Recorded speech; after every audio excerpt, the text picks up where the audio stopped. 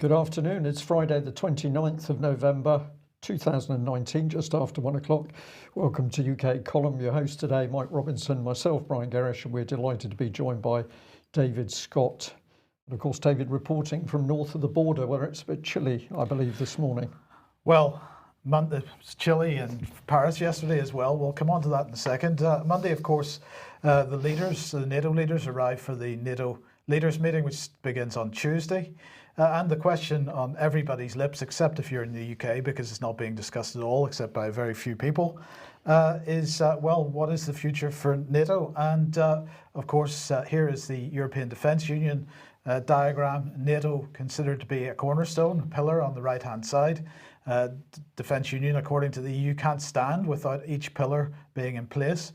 But it's increasingly looking like NATO is going to be set aside. Now, I think, Brian, it's worth just mentioning before we go on that, of course, we're not suddenly becoming cheerleaders for NATO, especially we're not, at least I'm not, and you're not interventionist as a matter of principle. But, you know, what we're talking about is what Farage was talking about last Friday, the potential decision that the UK has to make about whether it's going to be part of a NATO-based infrastructure or an EU-based infrastructure. And of course, what the EU is offering is somewhat worse than what NATO represents. Yeah, and we've got to remind people that they need to pay attention to this. One, because the government's not talking about matters to do with defence and EU defence union, but what happens directly affects Britain's own armed forces and, in fact, comes back onto very deep constitutional issues, because our armed forces, tri-service, nuclear weapons, defence industry, procurement and intelligence services are being step by step given into EU defence union, pushing NATO to one side. Absolutely. And so does that pillar stand? Well, if you remember, in the middle of November, Emmanuel Macron said this: what we're currently experiencing is the brain death of NATO.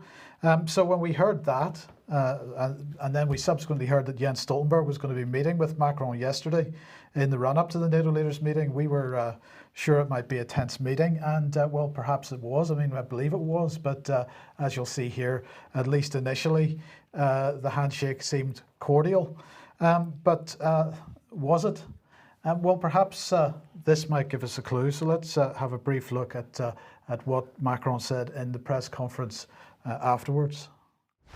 The London summit is meant to celebrate the 70th anniversary of the alliance, but we also agree that it should be an opportunity to conduct genuine strategic discussion between ourselves as to what today the Atlantic Alliance means and what its goals and means of actions are. I believe they are, for me, there are three priority topics which we just discussed, and which I also had a chance to discuss with European leaders over the past few hours or days. The first very important topic is how can we guarantee peace and stability in Europe? This is the initial historical vital purpose of the Atlantic Alliance, which, let me remind you, was set up in 1949 to attach the United States to Western Europe and to protect it against the Soviet threat. The world has changed. The Iron Curtain has fallen. The Warsaw Compact is gone, and the alliance is still standing as the guarantor of our joint security. It requires that today we reconsider a number of important topics in this respect. First of all, a lucid, robust and demanding dialogue with Russia. So Macron's saying basically there we need to completely rethink NATO because it was set up at a time the world has moved on. We've got to rethink it. We need to make friends with Russia, is what he was saying as this press conference went on, absolutely saying that. The joint enemy isn't Russia, it's terrorism. He said it's the purpose of NATO, he asked, is it the purpose of NATO to identify Russia or China as our enemy? He doesn't think so. He said that a genuine alliance requires action, decisions, not words. So he was highly critical of NATO in this, and in fact, critical of their entire approach. So the question is, what was Stoltenberg's response to that? In uncertain times, we need strong multilateral institutions like NATO. NATO is the only platform where North America and Europe can address strategic issues together. We do that on a daily basis. Issues like the fight against terrorism, how to deal with a more assertive Russia, and the rise of China. So Stoltenberg having nothing of it. As far as he is concerned, Russia and China are the enemy. But he basically gave a sales pitch for NATO. He was not impressed with this criticism and had a pretty glum look on his face all the way through it. So David Scott, welcome to the programme. I'd just be interested initially to get your thoughts on that. I think the key here is NATO is the only platform where North America and Europe can cooperate. Well, yes, that's true today, and you can't beat something with nothing. But as we'll see later on, that might not be true tomorrow. Absolutely, absolutely. Now, yesterday, surprisingly enough, RUSI held a pre-election debate with some with Ben Wallace there, the Secretary of State for Defence, and also some representation from other political parties. And I'm sure everybody was aware of that because the BBC, the Telegraph, the Guardian, the Times, they all covered it, didn't they? No. Sorry, they didn't. So anyway, it took place. Well, this is what Ben Wallace had to say. Yes, of course it's important that NATO is always asking itself, what can we do? How can we adapt to the modern threat? How can we adapt to Russia's threat, specifically in the world of hybrid and cyber? But it isn't brain dead at all.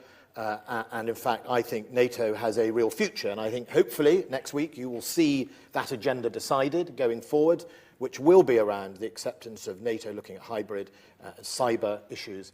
And indeed, we are seeing more countries committing towards 2% than there were 10 years ago. That's a good news story. It's not as many as we'd like, but only yesterday Angela Merkel committed to Germany making a 2% a commitment towards spending GDP. So it's a long way from being brain dead. And let's not forget, and this is the challenge, and one benefit of being the security minister previously, I know exactly what the threat is and where it comes from, is we have to communicate to the public there is a real threat out there. It may not come in the same guise of a crude iron curtain that used to sit there. We could all go and take journalists, take photographs of the Berlin Wall. But there is a real threat out there. There's a real threat of international terrorism. There's a real threat of state-sponsored cybercrime and state-sponsored espionage and sabotage and assassinations going on. We only have to remember what happened in Salisbury. And there is a real threat of a Russia, for example, towards NATO that bit by bit, chip by chip, tests our resolve. Uses Ukraine to do that partly, uses hybrid warfare on our Nordic flanks to do that. And that means the message is there is a threat. The public need to understand that threat. We need to communicate that better. But the way to resolve that is through international collaboration. NATO, Five Eyes, where appropriate with European Union, where appropriate with an ad hoc, but we have to get to grips with that together. And then when we do that, we push back Russia and that threat, as we saw, expelling 153 diplomats after the Salisbury. That woke Russia up. They won't do that again. This man's not credible. No. Mike, he knew nothing about EU Defence Union and said he'd have to. Well, I don't really understand what's going on. I think I have to talk to the lawyers. And now he's telling us that he really knows what the threat is, but actually he doesn't give any substance there at all. That could have come out of the Yip and Yannicka, children's book on international stability. Well, that's all true. But on the other hand, he does seem to be tending towards the Stoltenberg line rather than right. So the question is, David, if we take what Guy Verhofstadt said at the Liberal Democrat conference, where he was talking about the world of empires, and he was highlighting China and India and the United States critically as being empires that the European empire has to compete with. And in fact, those sentiments echoed by Donald Tusk a few weeks later when he was more or less leaving his job. So if the EU is looking at itself as an empire and the US is a competing empire, is the US becoming an enemy to the EU? And if the EU doesn't permit the US to get involved in EU defence procurement programs, which is what Pompeo was calling for a week or so ago, is there a danger that the US might start putting sanctions on a group of countries that it's supposed to consider as allies? Where is this actually taking us? If NATO is NATO being viewed as obsolete because the EU actually doesn't want to play with the United States anymore? I think the EU is obsolete because NATO's obsolete because you can't have a military alliance unless you've got a coordinated, combined defense policy. There has to be a unified security and defense policy and a unified foreign policy. When NATO was at its strongest, facing Russia, when there was an Iron Curtain, that was true because the policies were aligned and they were sufficiently coordinated across all the nations that the military alliance could work. As we see the security and defense policy of the United States and of Europe diverging, NATO can't last. It will just be more and more anachronistic. Donald Trump was right when he said obsolete. Now, the Macron talking about brain dead is really interesting because, he's got a point. Where is the astute analysis here? It's not coming from Ben Wallace. Not even his highly paid lawyer team can help him be coherent and convincing when he's talking about, well, what do we point to? Salisbury. Not credible. And it's worth remembering that these things can happen really quite quickly. In the early part of the last century, we fought a world war aligned with America, right? In 1418 war, the latter part of that, there was American troops fighting next to British and French troops on the Western Front. By the 1920s, America had a plan for attacking the British Empire. That's highly secret at the time, but they were planning to invade Canada and attack the British Empire. And it was a real plan, and it was being considered. And that was in, 4 or 5 years of being allies.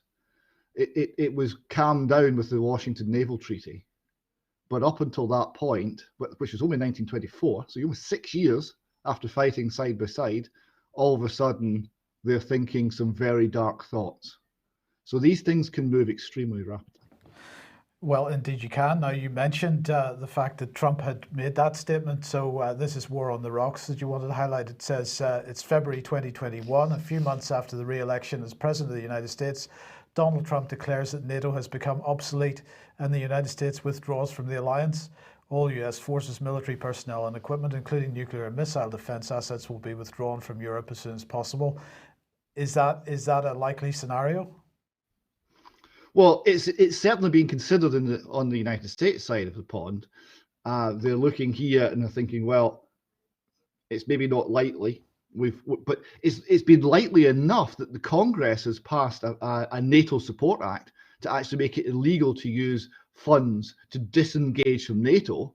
So they think it's likely. They thought it was likely enough to go to the border of doing that. And it's the War on the Rocks is saying it can't be entirely discounted. Well, a bit more positive than that. Here we've got the Cato Institute, and they're actually saying, well, this could be a good thing. It's necessary. We're talking about an amicable divorce. And we're talking about, well, okay, it's brain dead.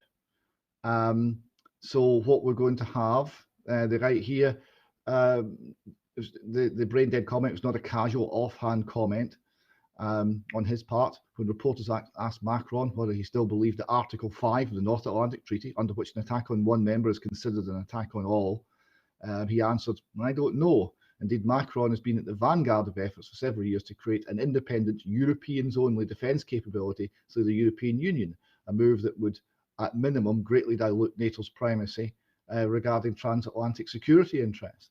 And the author goes on to say, and in conclusion, replacing NATO with a new US-EU Security Coordination Council having more limited obligations is a better option.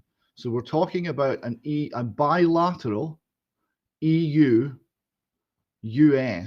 agreement, but much more arm's length, rather than one coordinated NATO organization. That's the direction of travel. It's starting to be talked about in think tanks. It's not yet policy, but that seems to be where we are heading. Absolutely. Now, of course, we were talking about one of the think tank reports on Wednesday's program, the RUSI report. This question of what is future war going to look like seems to be appearing in the mainstream press today. So here's the Telegraph, a defense in depth. It seems like a special feature. And really what they're asking is, I mean, it's a lot longer than that. They're asking, is future war going to be more Mosul or Midway? What are your thoughts on that? Mike, on the spot, it's difficult because this is becoming such a complex issue. I think I'm going to say what's clear is that we don't have any set defence policy at the moment. UK's defence policy is being pulled and pushed wherever the think tanks want it to go. But what we're seeing, and I'll mention briefly in a minute, is repeated and consistent cuts to British military. So at the time we're being told there's a threat, our armed forces are being cut. There's something else coming. We're getting a clue to EU Defence Union. Quite how it's going to work, I don't know at the moment. David, then Camille Grand, who's the NATO Assistant Secretary General for Defence Investment, had said this: NATO and the EU are two sides of the same coin. What did he mean by that? Well, what indeed? He's a French diplomat, and his background is in a French think tank, and it's looked at many security issues over the years. I think it's recognizing that it's heading in the same direction in European terms, but there's no guarantee that that coin won't be subsequently subdivided, maybe not into pieces of 8, but certainly in 2.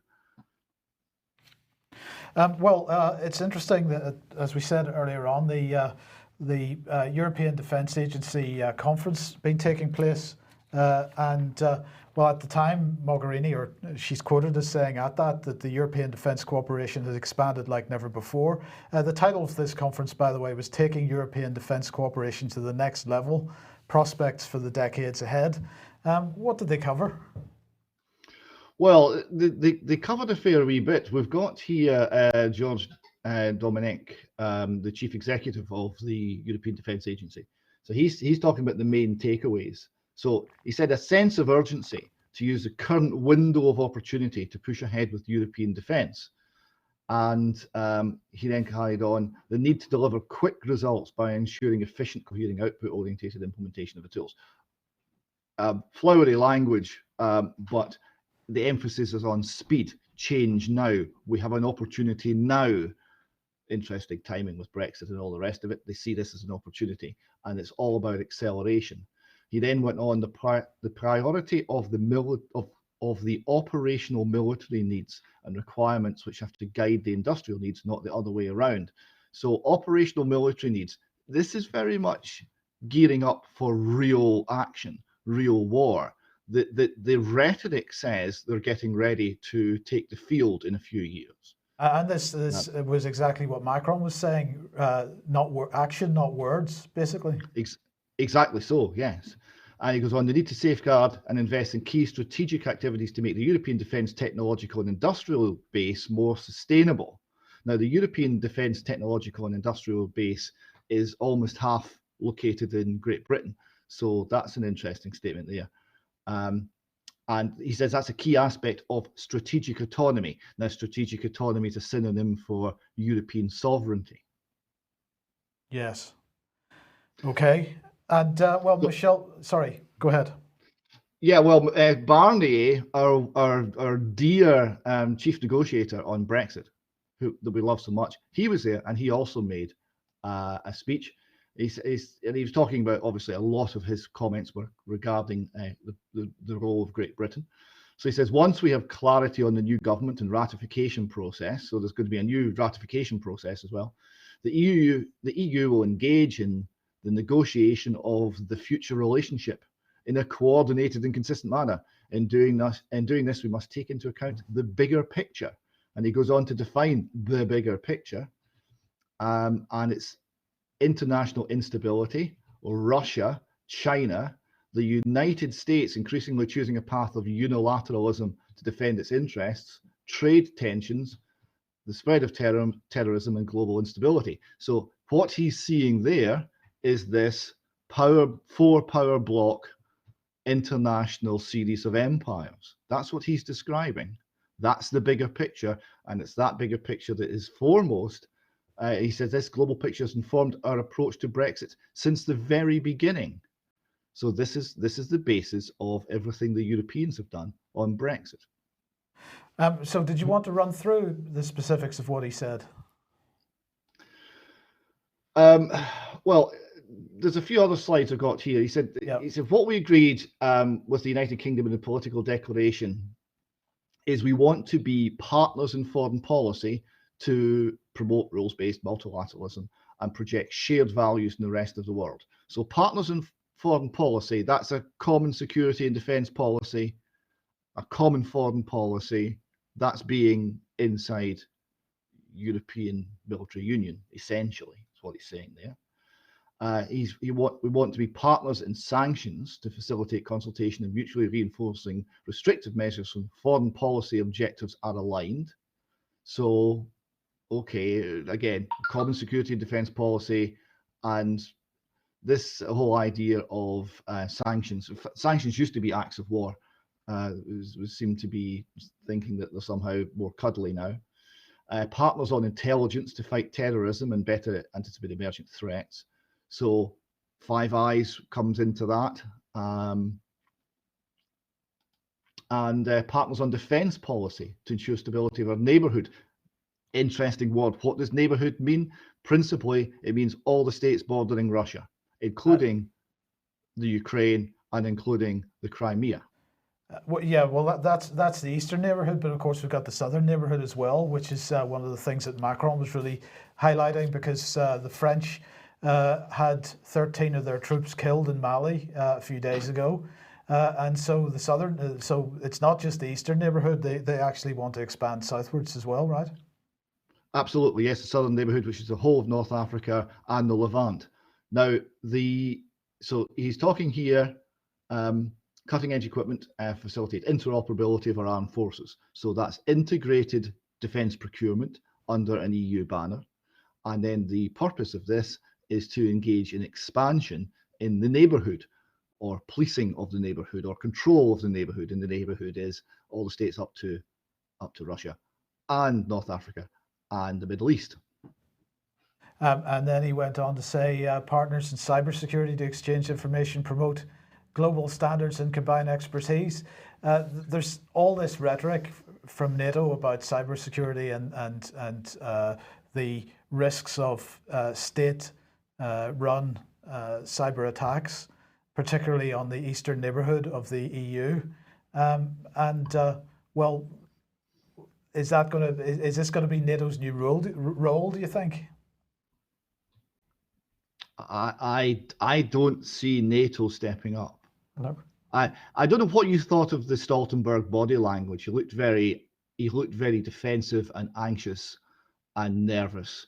And it was Macron who looked like he was a man with a plan, and who had the momentum and the way forward with him. I think we're seeing the dog days of NATO. I think that's absolutely right. I think there's a major shift in Stoltenberg's body language. If you've watched Stoltenberg as he's interacted with the EU over the last several years, particularly regular meetings with Federica Mogherini as High Representative of the EU, and we've sort of made fun of their relationship, suggesting it's a little bit more than it is, but nonetheless they have had a very positive professional relationship. And suddenly, as you say, Stoltenberg is staring at the ground. So something has changed with the changing of the guard in the EU Commission. Yes, I think there's a lot that's becoming much more strident. And the under Mogherini and co, there was clearly a lot of control for what the EU was doing, but it seemed to be quite a gentle control with a lot of agreement in there. But now maybe it's much less so. Yeah. David, perhaps it's excuse me, appropriate just to give a little summary there for viewers, particularly viewers who might be listeners new to this subject on UK Column. But essentially, over months now, we've been reporting the rise of the EU Defence Union.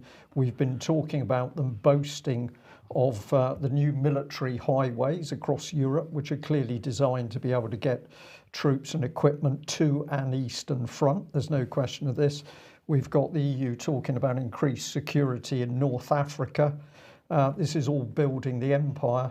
And you've given the key point a few minutes ago, saying that it's UK that's providing roughly 40% of that military industrial capability for the European Union. So there is no question of UK leaving the European Union. This is the smokescreen of Brexit, because whilst all the parties have been lying to the nation over leaving, in the background our politicians have been locking us into this EU military empire. So the scene is set, and let's give a bit more of the picture. This is a big thank you to one of our viewers who said, have you seen Foreign Policy? Here's the headline: Army service could be the answer to Europe's integration problem. Well, that was a little bit of a red herring. Let's have a look at some of the other sub-headlines. Given the existing recruitment challenges, where are the boots on the ground going to come from? And the answer is immigrants. These immigrants can be the resource to the military, and many would be willing to serve if given the opportunity. And encourage people to go and have a look at this article, because it's really getting in some amazing stuff. It says, faced with the shortage of soldiers, Sweden has reintroduced the draft. Germany is expected to expand its Bundeswehr to 198,000 troops from the current level of 180,000. Defence Minister Ursula von der Leyen acknowledges that the Bundeswehr has an enormous personnel problem. That was acknowledged. Poland is going to expand its armed forces from 100,000 to 150,000. Well, where are all these troops going to come from? Well, the article says we needn't worry, because basically if we take Germany, there are 10 million foreign men and women living in Germany alone. That's approximately 12% of the total. And then this is key bit: whilst the Foreign Legion, the French Foreign Legion soldiers are almost exclusively men, most roles in a European army are now open to women as well. So this is clearly saying that the politicians are looking at the potential battlefield and saying, well, not to worry, we're going to use the immigrants. They specifically say if it's a problem with education or language, we're going to lower the standards to get these people in. And I'm going to use the word cannon fodder, because that's how these people are being treated. It's disgraceful. We're going to solve the problem with immigrants. This is calculated strategic policy, David. This hasn't come out of a few discussions over recent months. This is long-term strategic planning we're watching unfold. I think that's correct. Catherine Austin Fitz was commenting that during the slave trade, the Africans taken to the Americas were something like 85% adult males between 17 and 35. And when she was looking at the recent African immigration into Europe, it was 85% adult males between 17 and 35. So they're running the same scenario again. This is manpower. Right. And we're just a little bit of what the media is talking about at the moment while we've got our election going on. This is Plymouth Live. Now, we always take notice of Plymouth Live because, of course, we've got the huge naval base in Plymouth behind us, virtually empty of ships, but the city's got a very strong Royal Navy background. So this was the headline: British Army wants Royal Navy flagship super carrier leased to the USA. Couldn't find any real evidence or substance for this story, but it's an immensely dangerous story because it's playing the Army and the Air Force and the Royal Navy off against each other. This is a common political tactic if they want to divide and rule over an issue. But the question here is, why would we be in a position of having to get rid of one of these carriers and lease it to the USA as a sort of soft option that could be sold to the public? I'm pretty sure because at this stage we were supposed to be fully integrated into EU Defence Union. We weren't supposed to have voted to leave, and these carriers were going to be manned jointly, particularly with the French. Well, this is too hot a potato at the moment, so at the moment we're trying to push that carrier off to one side. But is it really realistic that the US would want to lease one of these boats anyway? I mean, it's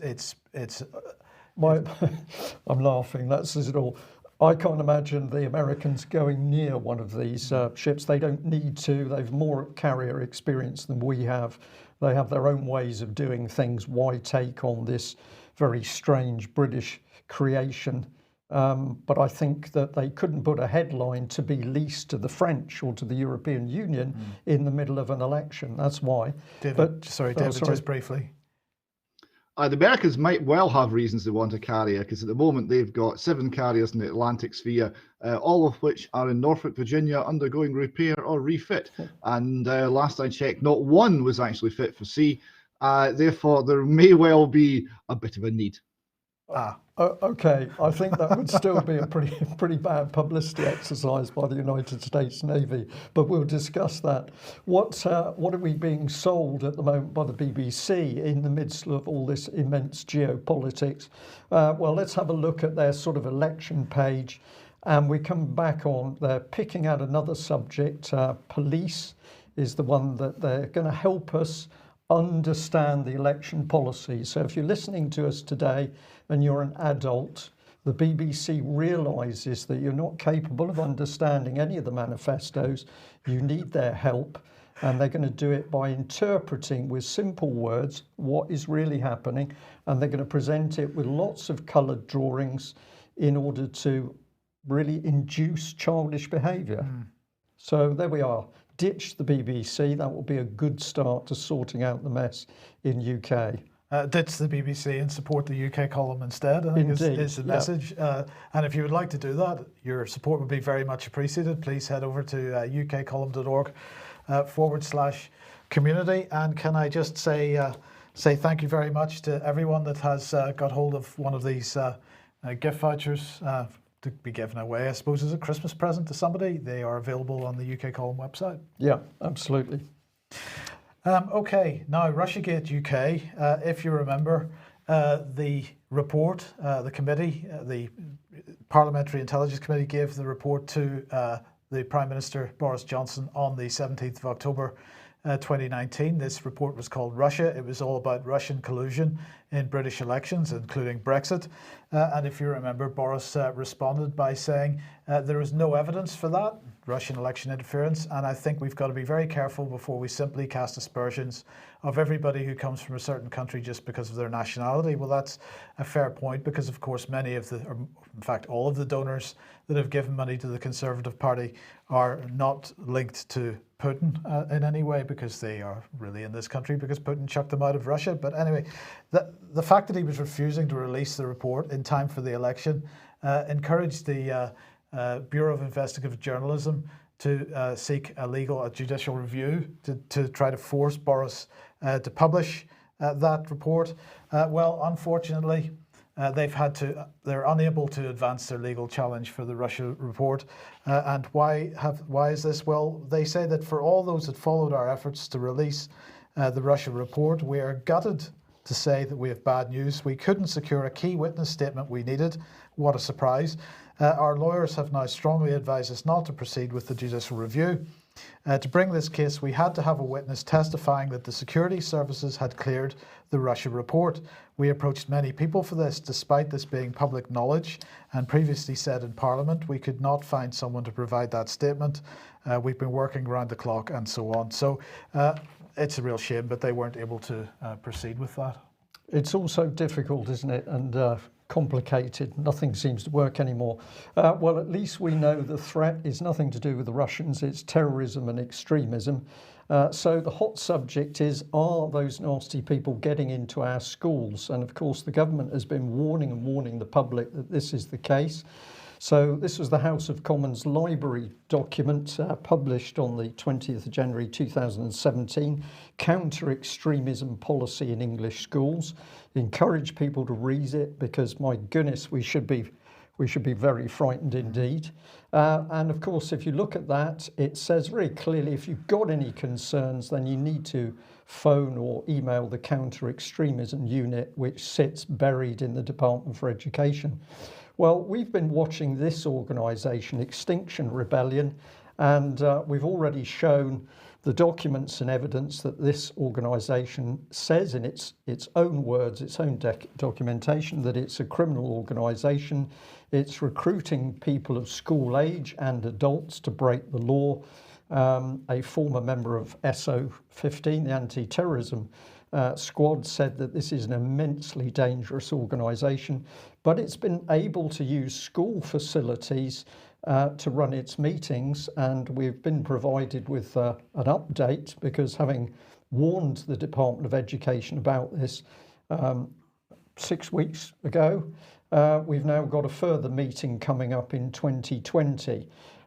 We tackled the department again this morning to say, what are you doing with the evidence which is irrefutable? This is an extremist organisation. And well, we haven't got much back from them. This was where we sent all the evidence, 9th of October.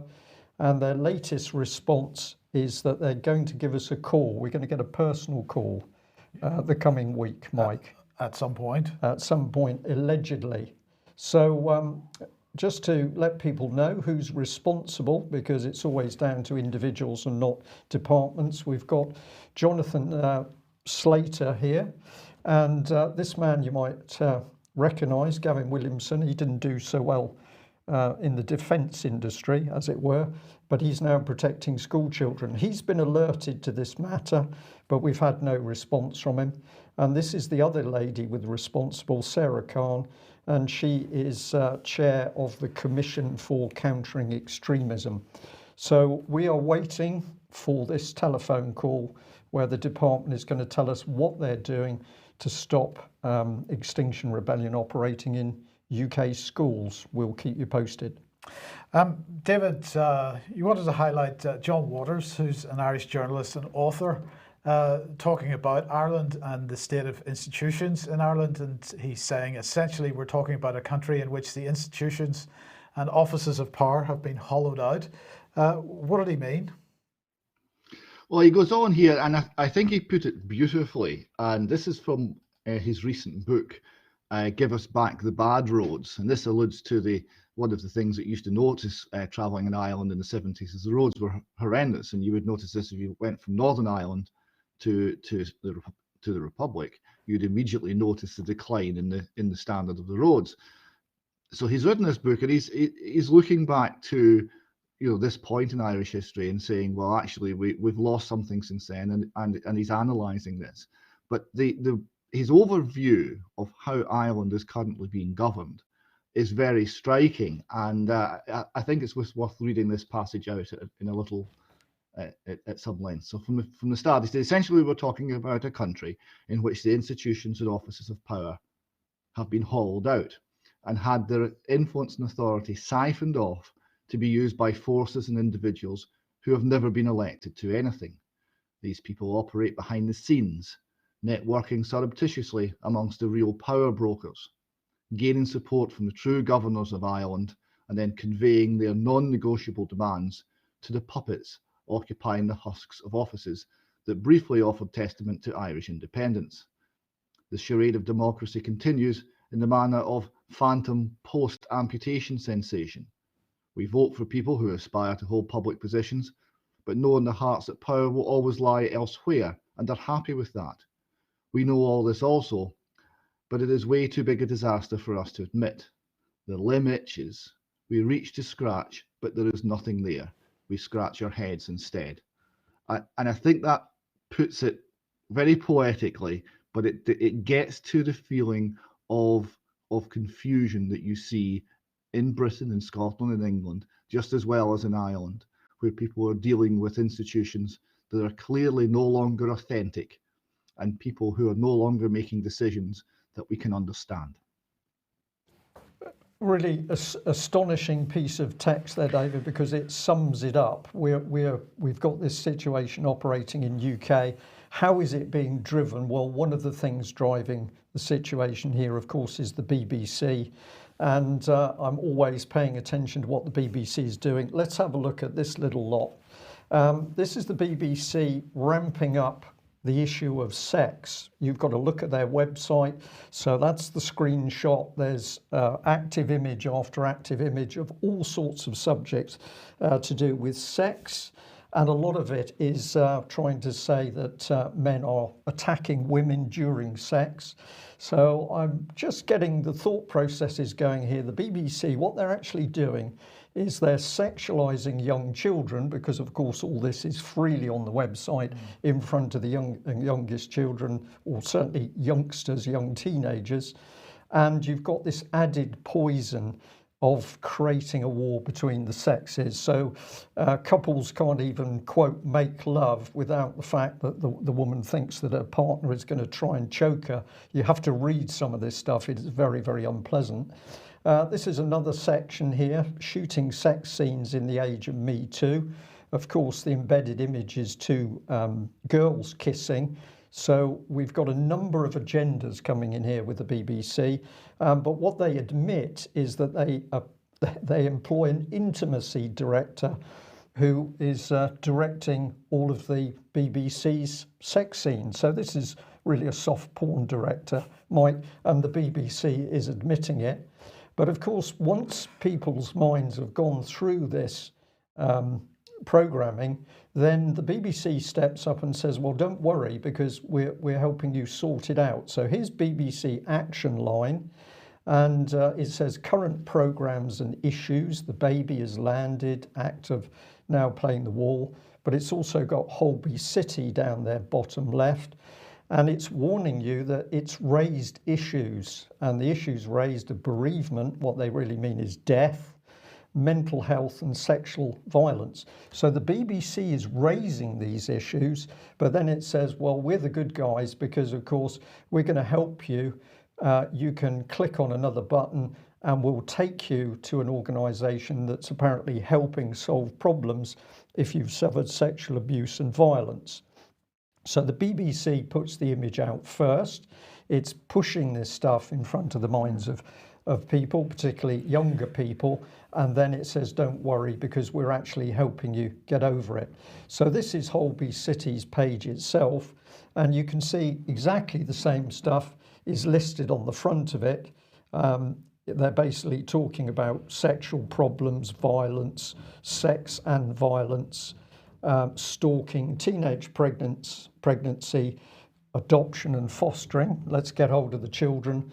So basically the BBC is conditioning its audiences with subjects that create the social problem, and then it attempts to deflect concern by pointing to so-called help agencies. Watching the clock a bit, David, this stuff is becoming a little bit too obvious with what the BBC is really up to. It is, and I was responding to some of this on Twitter this week, and I was speculating that perhaps what they're not admitting is that anybody, male or female, who engages in the sort of lifestyles that have been promoted since the 60s cultural revolution are in fact putting themselves at enormous risk. Indeed. Well, I'll just follow through a couple more on these because I think it's very interesting where it goes. This is another part of it, sex with these hips. And there's no warning on the screen as to what's actually going to be discussed, but the interviewer or the producer starts off with this audio warning. This week's programme covers things we've never talked about before and in some depth. Now, if I tell you it is about sex and mental health together, you might appreciate why I'm about to slap a gentle warning notice at the beginning here, and you might not want to listen to this out loud, especially around kids. But there's no restriction on the... No restriction at all on what you see visually. So this is a trap, because what they really want is the kids to get into this stuff. But what I spotted at the top of the screen, we just highlight it here, is here's the BBC doing the same trick in Palestine. And if you follow this thing through, what are they saying? Safar Tamish is working to break taboos around sexual discussion in the Palestinian territories. So now the BBC is unleashing its poison into Palestine.